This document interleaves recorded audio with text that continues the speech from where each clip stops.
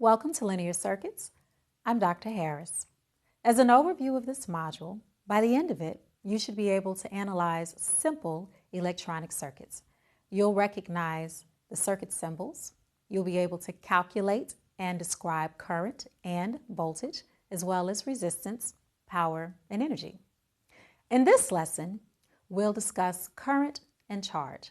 By the end of this lesson, you should be able to describe and quantify electric charge and current. So let's start with electric current. Consider a substance with charged particles flowing through it. Electric current is the rate at which electric charge flows through that substance.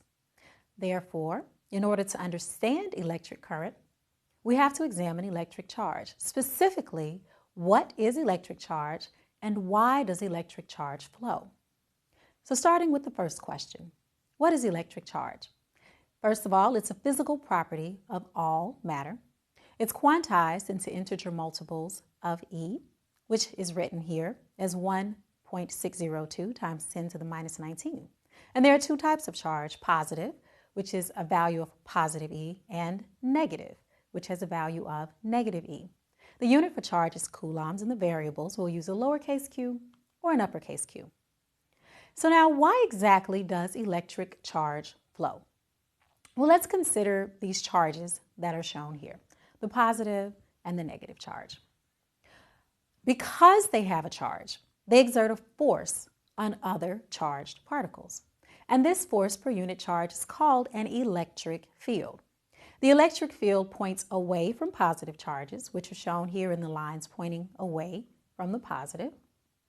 An electric field points towards negative charges. So in other words, if you remember from physics, an electric field pushes a positive charge. Therefore, charge flows because their electric fields exert forces that push each other. Hence, we can use this charge flow to define current. Electric current is the quantity of charge that passes through a given area in a specified amount of time. The current, therefore, as a function of time, can be written as the first derivative, dq dt. However, if the current is constant, then you can simply write it as q over t. We'll use variables little I and big I, and units coulombs per second or amperes. Now that we understand the definition of electric current, let's try calculating electric current with these two quizzes. Attempt quiz 1 and quiz 2 on your own by pressing the pause button, and when you're done, let's work through the problem together. First quiz says a 1 millimeter cross-section of copper wire is isolated and 50 coulombs of charge flow through it in 2 seconds.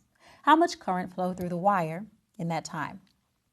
So let's solve this. We know that the current in this case is charge over time, or 50 coulombs of charge in 2 seconds, which is 25 amps of current. The second quiz says for that same 1 millimeter cross-section of wire that's isolated, the charge that flows through the cross-section is a function now, q of t equals 4t squared plus 5. How much current flowed through the wire in 6 seconds? So now in this case, I is a function of time. So we need to differentiate q with respect to time to get 8t. And at 6 seconds, our current is 8 times 6, or 48 amps. Now, current can actually flow in any direction, depending on the source that we're using.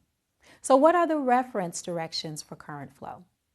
You see here 2 pieces of material, and in one of the pieces, current is flowing from the plus to the minus, and in the other, the current is flowing from the minus to the plus. Positive current flows from high to low. In other words, from plus to minus. Negative current flows from low to high, or in other words, from minus to plus. That's why I1, which is flowing from the plus to the minus, is a positive 1 amp, I2, which is flowing from minus to plus, is a negative 1 amp. So the key concepts from this lesson are, first, electric current is a quantity of charge that passes through a given area in a specified amount of time. The current can be represented as the first derivative of the charge with respect to time, or simply Q over T. Positive current flows from positive to negative, or from high to low, and negative current flows from minus to plus, or from low to high.